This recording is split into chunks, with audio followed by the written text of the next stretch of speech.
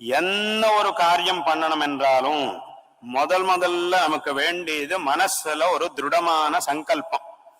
நான் எப்படியாவது இந்த ஒரு காரியத்தை பண்ணி முடிக்கணும் என்கிற ஒரு திருடமான சங்கல்பம் வரணும். இந்த சங்கல்பம் என்கிறது எவ்வளவு திருடமா இருக்குமோ வேலைங்கிறது அவ்வளவு நன்றாக நடக்கும். அதுல நமக்கு அவ்வளவு சீக்கிரமா பலன் கிடைக்கும். ஏன்னா எந்த காரியத்தை பண்ணினாலும், இந்த உடலால என்ன காரியத்தை பண்ணினாலும், என்ன பேசினாலும் எல்லாத்துக்கும் ஒரு ஆரம்பம்ங்கிறது மனசுலதான் ஆகும். அதனால்தான் வேதத்துல சொல்லப்பட்டிருக்கு, தஸ்மாத்யத் புருஷோ மனசாபிகச்சதி தத் வாச்சா வததி தத் கர்மணா கரோதி அப்படின்னு உபனிஷத்து வேதத்துல சொல்லப்பட்டிருக்கு.